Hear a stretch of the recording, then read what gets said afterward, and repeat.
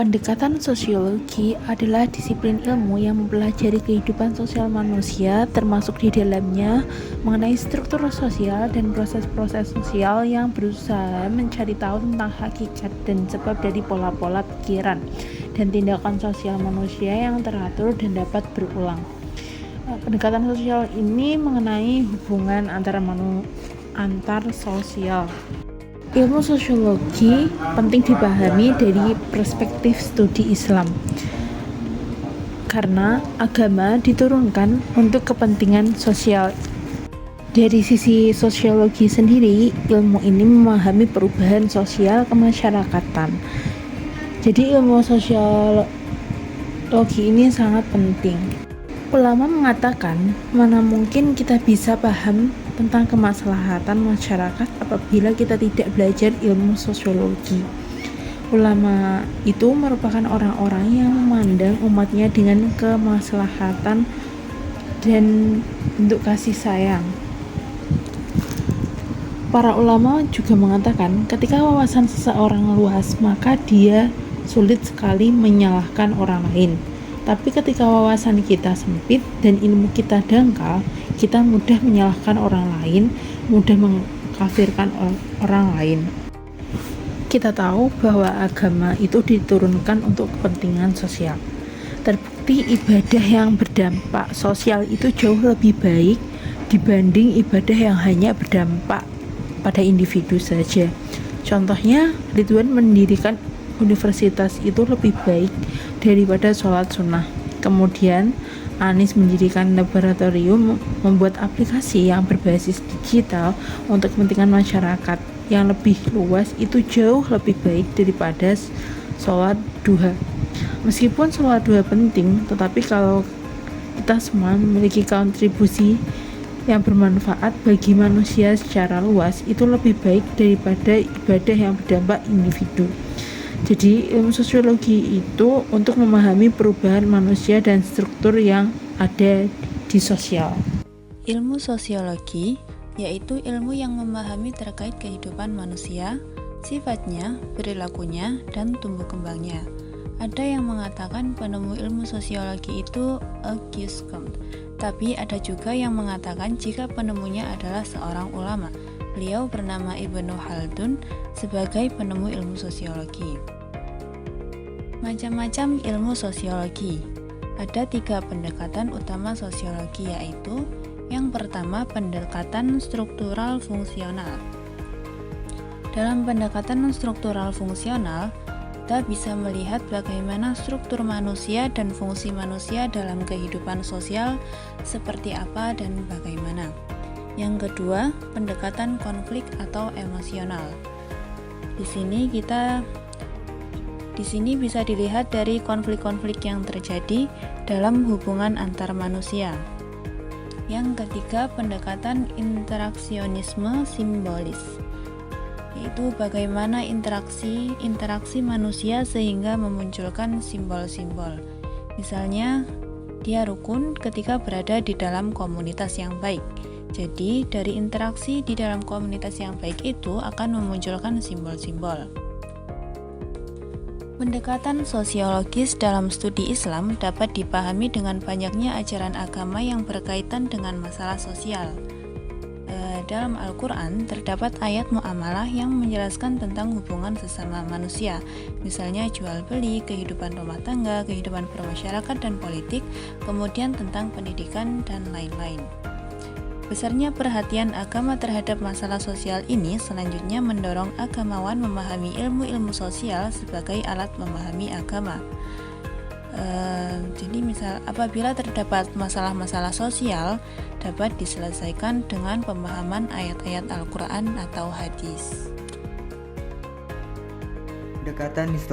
Pendekatan historis dalam studi Islam adalah usaha sadar dan sistematis untuk mengetahui dan memahami serta membahas secara mendalam tentang seluk-beluk atau hal-hal yang berhubungan dengan agama Islam, baik berhubungan dengan ajaran, sejarah, maupun praktik-praktik pelaksanaannya secara nyata dalam kehidupan sehari-hari. Contoh pendekatan historis. hadis tentang puasa pada hari Asyura. Hadis tersebut menceritakan bahwa Rasulullah SAW memerintahkan umat Islam untuk berpuasa pada hari Asyura sebagai bentuk rasa syukur atas penyelamatan Bani Israel dari Fir'aun. Dengan pendekatan historis, para ahli hadis akan mempelajari konteks sejarah di mana peristiwa ini terjadi, termasuk kehidupan Rasulullah SAW, hubungan antara umat manusia dan Bani Israel pada saat itu, serta kejadian apa yang terjadi pada hari Asyura dalam sejarah Islam. Contoh lain tentang pendekatan historis dalam penafsiran Al-Quran misalnya adalah Quran Surah Al-Kafirun. Dari tinjauan asbabun nuzulnya, Allah menurunkan Quran Surah Al-Kafirun berkenaan dengan tawaran-tawaran dari pembesar Quraisy agar Nabi Muhammad SAW berhenti berdakwah. Dalam sebuah riwayat Tabrani dan Abi Hatim dari Ibnu Abbas radhiyallahu an, bahwasanya orang-orang Quraisy mengajukan tawaran kepada Rasulullah SAW dengan memberinya harta, sehingga Nabi menjadi orang terkaya di Mekah dan menikahkan Nabi dengan siapapun yang Nabi kehendaki. Kemudian mereka berkata, "Engkau berhenti mengkritik Tuhan-Tuhan kami dan menyebut-nyebut yang buruk. Bila tidak, maka sembahlah Tuhan kami selama 1 tahun." Kemudian turunlah Quran Surah Al-Kafirun. Kelemahan pendekatan historis. Adapun kelemahan pendekatan historis antara lain: 1. Sikap memihak kepada pendapat dan mazhab-mazhab tertentu. 2. Terlalu percaya kepada pihak penukil berita sejarah. 3.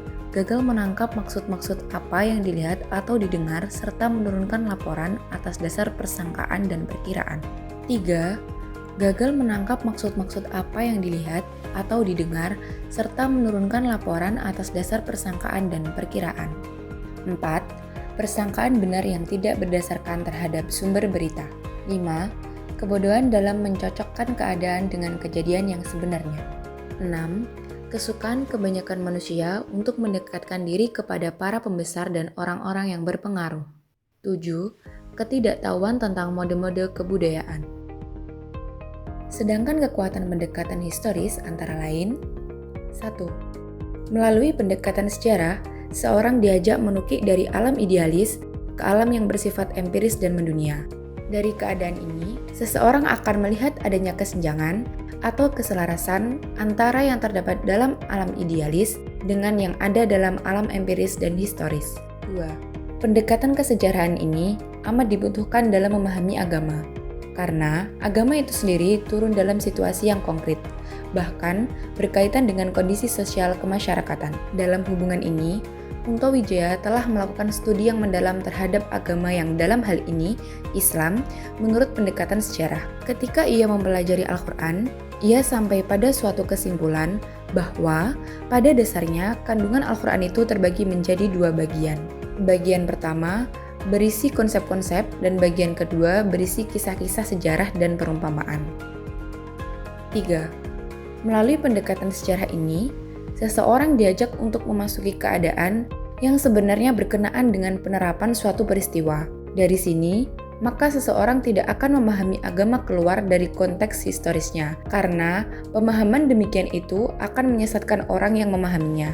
Seseorang yang ingin memahami Al-Quran secara benar, misalnya, yang bersangkutan harus mempelajari sejarah turunnya Al-Quran atau kejadian-kejadian yang mengiringi turunnya Al-Quran, yang selanjutnya disebut sebagai ilmu asbabun nuzul atau ilmu tentang sebab-sebab turunnya ayat-ayat Al-Quran, yang pada intinya berisi sejarah turunnya ayat Al-Quran.